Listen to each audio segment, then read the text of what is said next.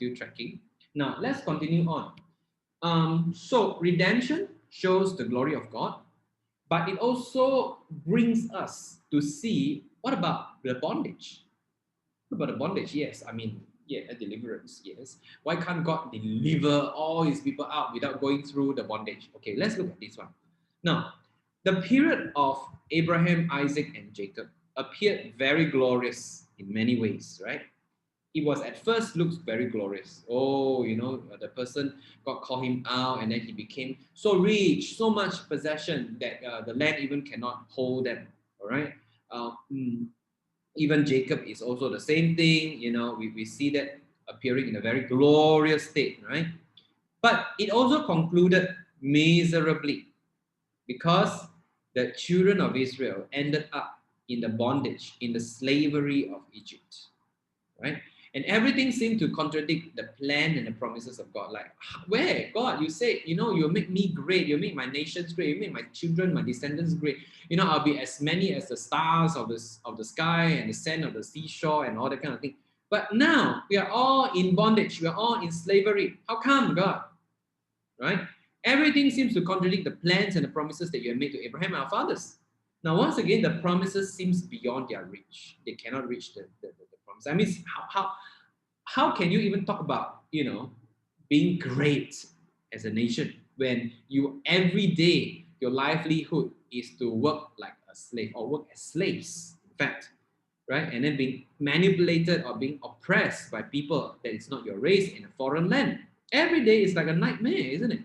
But now you need to think back to the promises that God gave to Abraham once. Instead of the land, now they are in Egypt. No land, no have their own land. And secondly, instead of blessing, they are in slavery, right? And thirdly, instead of a seed, we are seeing that Pharaoh is trying to attempt to murder their male children. So there is no more seed. So it's very, very much at stake. Now, this means danger. All right. So can God really fulfill his promises? And this is our next question. So danger already, right? Bondage, slavery. And then someone want to throw the baby boys into the river. Want to drown him, them, I mean. Right? So how? God, can you really fulfill your promises or not? Which you talk to Abraham. So here we see that there's a captivity happening, imprisonment or captivity, slavery in the foreign land of Egypt. It seems to be like, offering a certain challenge to God's covenant promises. But the experience of slavery actually became the context. It's like the womb, okay, for a glorious revelation of God and his salvation. It's like, it is so dark that when the light shines out, nobody misses the light. So it's like a context for a glorious revelation of God, because God wants to reveal himself through this kind of situation. About what? About his salvation. Okay? So we must, after all, be redeemed from bondage and death and be brought to life in the Lord Jesus Christ. In other words, this kind of bondage or slavery, right? It's not that God likes them to go through slavery and bondage, no. But it works out to be a plan whereby he reveals his salvation, how he will save his people. So while in their affliction, they cried out in faith to God and trusting God.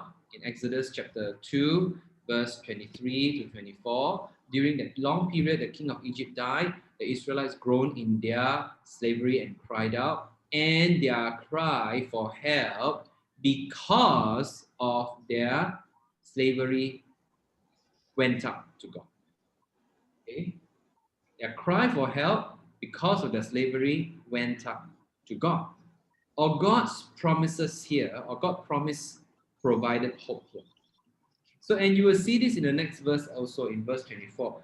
God heard their groaning and he remembered his covenant with Abraham, with Isaac, and Jacob.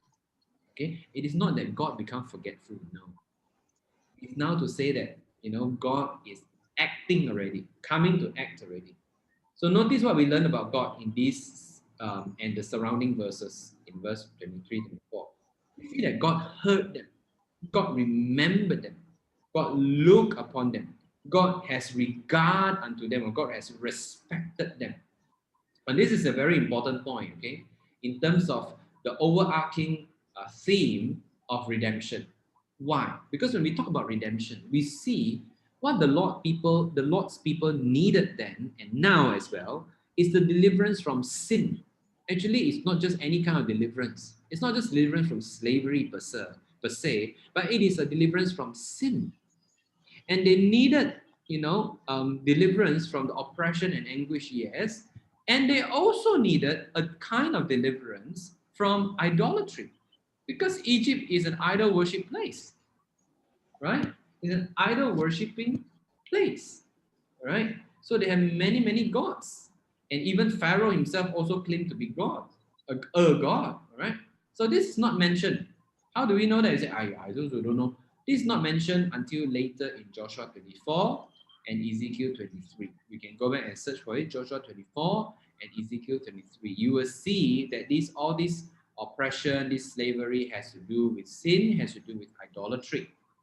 But the captivity of Egypt and the exodus out of Egypt, it demonstrates the captivity of the whole entire human race under the power of evil, and the absolute necessity must, in order to be delivered from the powers of evil, God must work powerfully to redeem his people from slavery to sin, so that they don't drop into slavery to sin. So, what is salvation then? Salvation is about deliverance from bondage. Today, I ask you, are you saved? You should also be able to answer, saved from what? Okay. What is the being saved? Saved what? Saved from what? Okay.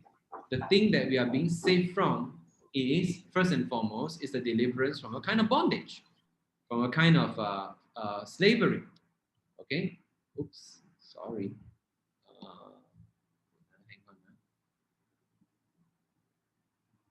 Okay, are you guys still with me? Right now, so the Israelites were slaves, and these reflected their spiritual condition as well, their spiritual condition and our spiritual condition as well. Before coming to Jesus, if we think about ourselves, it's the same. Before we come to Jesus, what are we enslaved with? We are slaves to sin. We cannot deal with our sin problem, and the more we want to deal with, the more we fall more into sin. All we can see is that we fall down, spiral down to more and more sin. Okay, uh, because we are in sin, there's no way for us to get out of sin. So men serve sin, and they are dominated. We are dominated. We are being controlled by sin, and they cannot get free from it. We cannot resist it. So men also are enslaved to idols.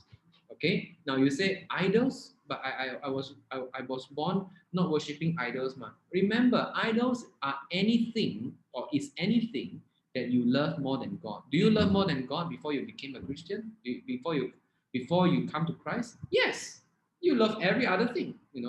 Career, family, money, pleasure, fame, success, comfort, culture. Even now, you're being saved already. There are still some idols that you need to remove from your life, right? As the Holy Spirit bring clarity to you from the Word of God.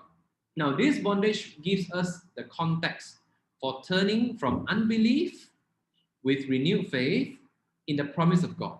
And this brings us to the third theme for tonight, which is redemption. What is redemption? Okay, this is turning to our third theme. I hope that you are still okay. Okay, those of you who are following, I hope that you are still following. Okay, now just take a deep breath before we go into